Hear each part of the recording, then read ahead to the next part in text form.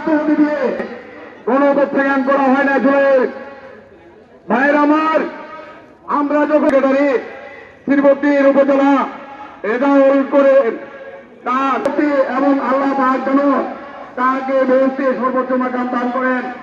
সবাইকে সুস্বাস্থ্য, সবাই বেরোতে আমি আমার বক্তব্যকে শেষ করছি। আসসালামু আলাইকুম।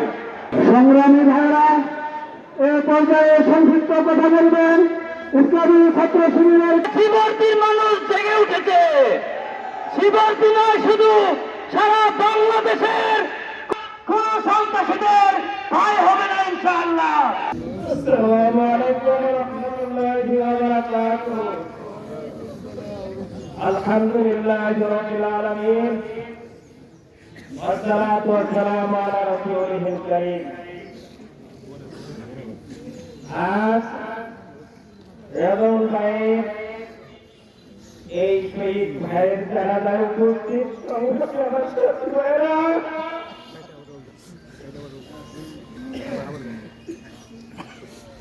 এই শেরপুর জেলায়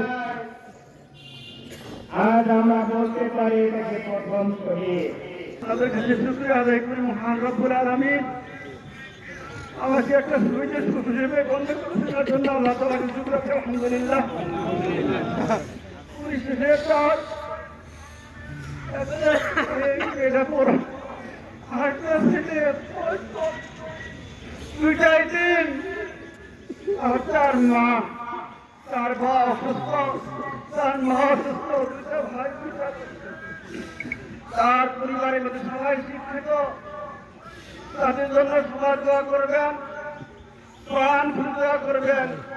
এবং মাননীয় এই শ্রীবর্তীর ফতেপুর মাদ্রাসা প্রিন্সিপাল সাহেব, ওনার মাদ্রাসায় শিক্ষকতা করেছেন। ওনার চলাকালী ওই রকম কিছু করার পরে ভুল করতে হতে পারে, আপনি ইনশাআল্লাহ নিজ করে ক্ষমা করে দেবেন।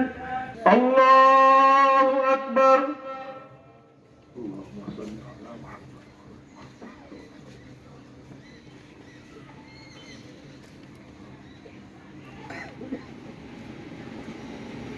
আল্লাহু আকবার।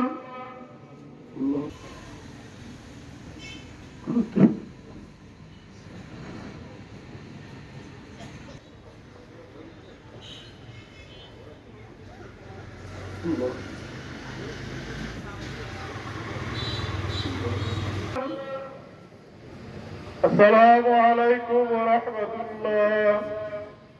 আসসালামু আলাইকুম ওয়া রাহমাতুল্লাহ।